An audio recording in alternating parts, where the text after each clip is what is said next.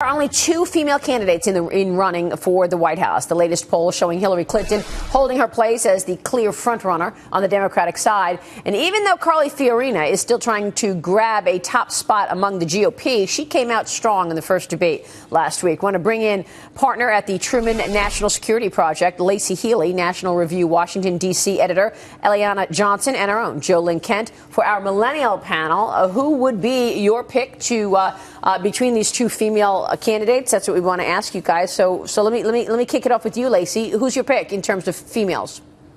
Sure. Well, I think Carly Fiorina came out very strong in the first debate, but it's still extremely early to tell whether or not she's going to be a real player here. She has a lot of questions to answer regarding her past record and her accomplishments, and she really is going to be under extra scrutiny now going into the next debate. So we'll see how she does, but ultimately it's going to be a long way before she's going up against Hillary Clinton. Eliana, what do you think?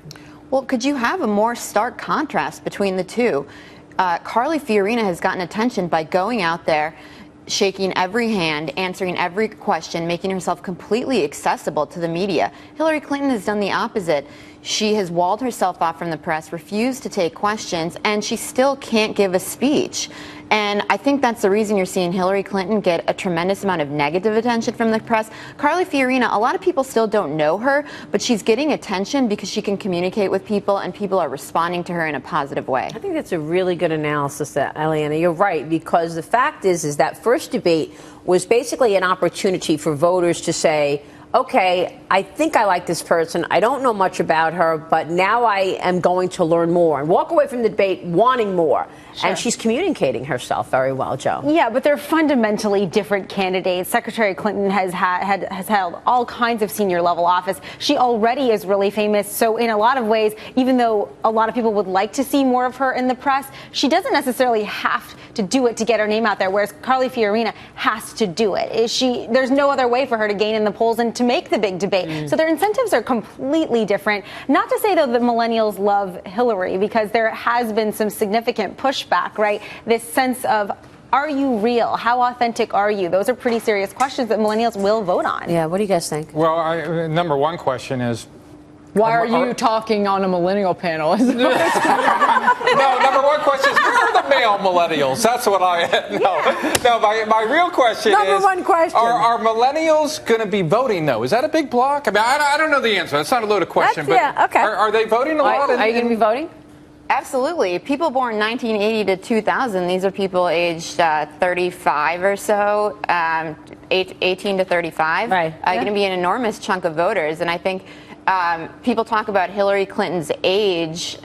It's going to be an enormous factor, and I think that's why Republicans are this question Republicans need to grapple with is a generational question. Do they want a younger candidate, perhaps with less experience, or somebody older, where they can't play that card? Like Marco Rubio. Marco Rubio loves EDM. He's a big fan of rap, right? He grew up in Miami and Las Vegas, and you can't. And he is that generation, but does he need to have kind of the pizzazz that President Obama did? Because that's really what won people over, the hope and change, and he just had a youthfulness about him. Exactly. So driving the younger vote, how do you do that if you're a Republican candidate or if you're Hillary Clinton? And that's why there seems to be this hunger even within the Democratic Party of a different candidate, right? You have these rumblings, whether or not they're true, of Joe Biden and Al Gore, maybe Al Gore Sanders is going to get the youth vote. Al Gore looks so old, though. Now he looks like Alec Baldwin's dad. Good point, that entire argument if is millennials are looking to identify with someone, it's certainly not going to be Carly Fiorina or Hillary Clinton. It'd be someone more like Rubio. Isn't Rubio the youngest candidate? I don't know about that. Let me ask the millennials at the table what you really are looking for in a candidate. I mean, putting aside the issue of women or any other demographic,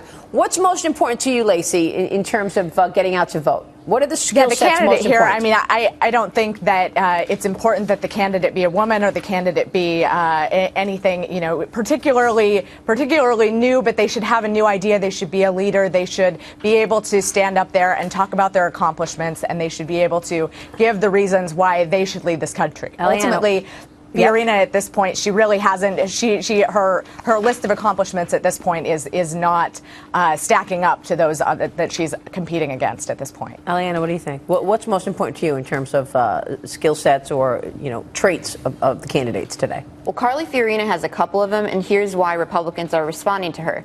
She can communicate her ideas, and she has some fight in her. Now, those are by no means exclusive to Carly Fiorina, but Republicans have not felt for a long time that they have a candidate who will take the fight to the Democrat and who can really communicate with voters.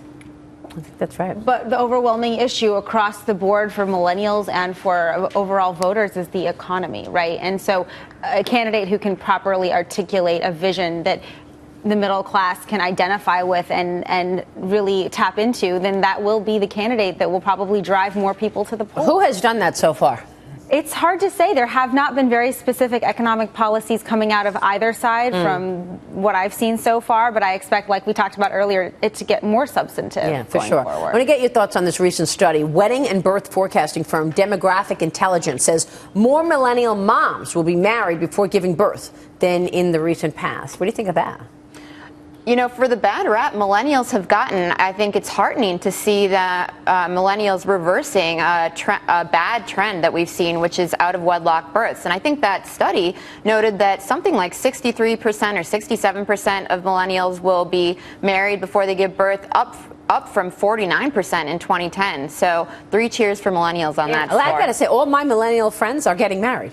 Yeah, I'm getting There's married. one of them. In like a week.